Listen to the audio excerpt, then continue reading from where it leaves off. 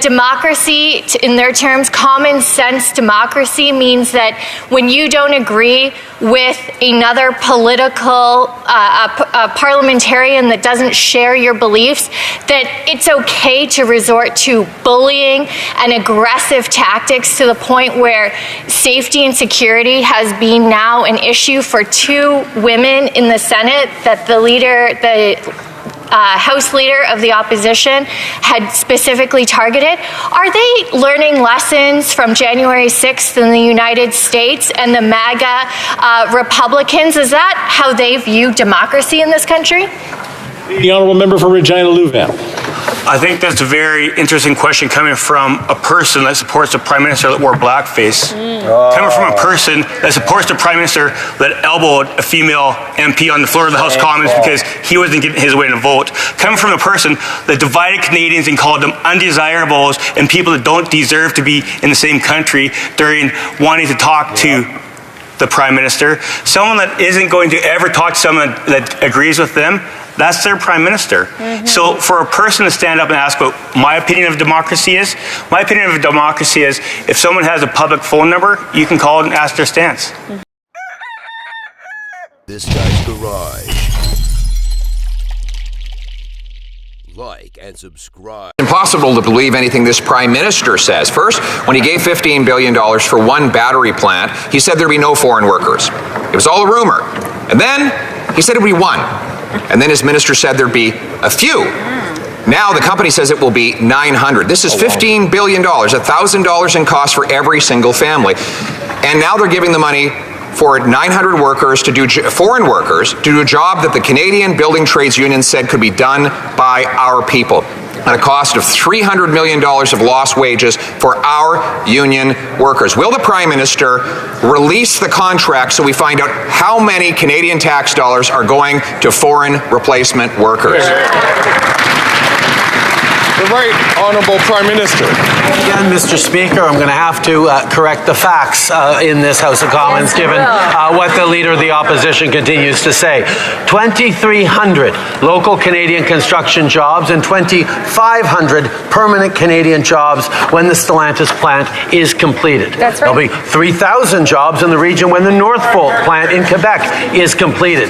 You'd think the Leader of the Opposition would support those, but he doesn't. He's uncontrollable urge to make everything a partisan issue means he's not supporting the investments that are going to help in Windsor, in St. Thomas, in Quebec, or elsewhere across the country. Right. He wants cuts. We want investments in the future of Canadians. The Honourable Leader of the Opposition. This Prime Minister has forced 7 million Canadians to cut back on their diet to a point where they are no longer healthy.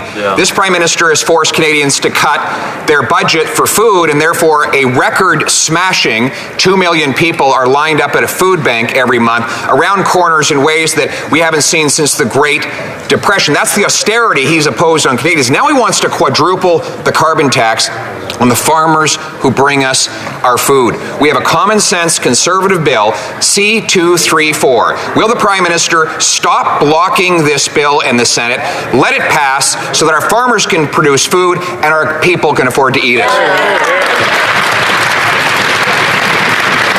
The Right Honourable Prime Minister.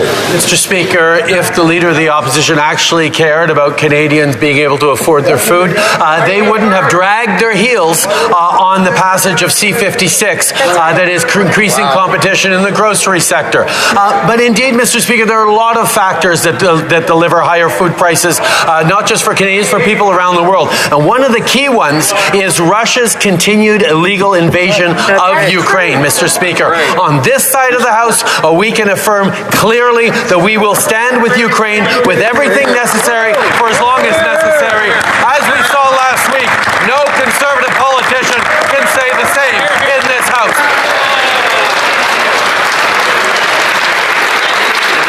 The Honourable Leader of the Opposition. Actually, we are the only party that has stood with Ukraine, Mr. Speaker. Rather than trying to impose a carbon tax. But, you know, this Prime Minister, I understand what he's doing. He has imposed so much misery here at home, whether by doubling housing costs, forcing people into tent encampments, forcing 2 million people to go to a food bank. These are the problems here at home at the kitchen table. He is so desperate to talk about anything else that he avoids talking about what's happening in our own country. So will he answer the question? Will he take his tax off our farmers so our people can afford to eat?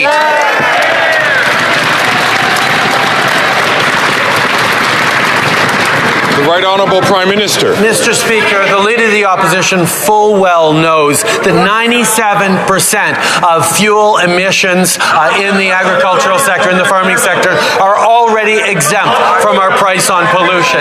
But he is so desperate to try and score partisan points that he actually refused to stand in support of something Volodymyr Zelensky asked us for in this House.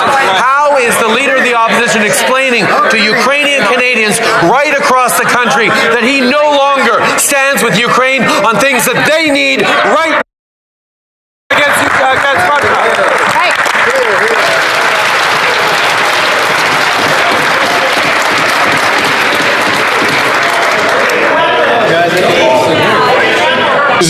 Speaker, the Prime Minister continues to dodge the question about the tax he plans to quadruple on Canadian farmers.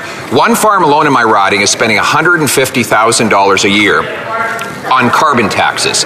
And the Prime Minister wants to quadruple that number up to $600,000. That might put the farm out of business, which would mean we'd have to buy more foreign, expensive food from more polluting countries. And the Prime Minister is blocking a common-sense Conservative bill, C-234, in the Senate that would take the tax off our farmers. Will he commit here and now to another carbon tax flip-flop to carve it out for our farmers so our people can afford to eat? The Honourable Government House Leader. There's only one party in this House that's flip-flopping, and it's the Conservatives with regards to their support for Ukraine. Mr. Speaker, the Ukrainian-Canadian Congress has expressed its disappointment with the Conservatives for voting against the Canada-Ukraine Free Trade Agreement.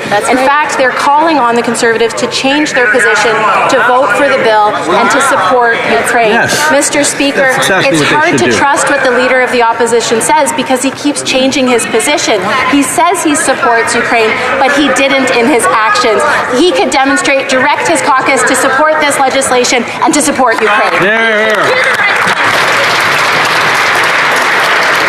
The Honourable Leader of the Opposition. Speaker, we're against the carbon tax deal that they put before the House, and we're against quadrupling the carbon tax on Canadian farmers. The Prime Minister can neither defend his position, nor does he have the courage to just admit, as he did on home heating oil, that he was wrong. He plans to quadruple the tax on our farmers who feed our people, which will send millions more people to the food bank.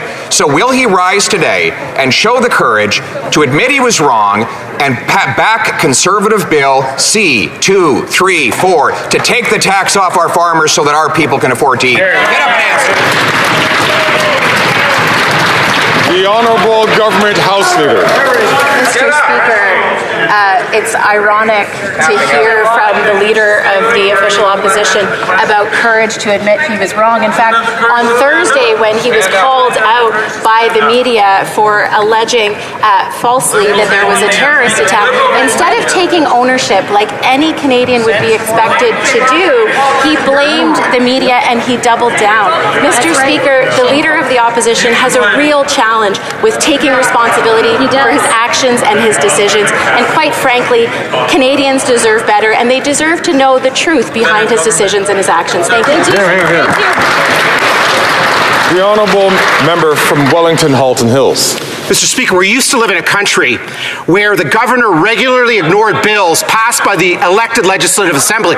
We used to live in a country where the appointed upper chamber used to regularly ignore bills passed by the elected lower chamber. That was a country long, long ago whose institutions were abolished after the rebellions of 1837. But now the unelected Senate thinks it's some sort of Chateau, clique, or Tory compact, ignoring a tax bill passed by this elected House. Again, when will the Prime Minister direct expect his representative in the Senate to respect the right and will of this House and pass the tax bill.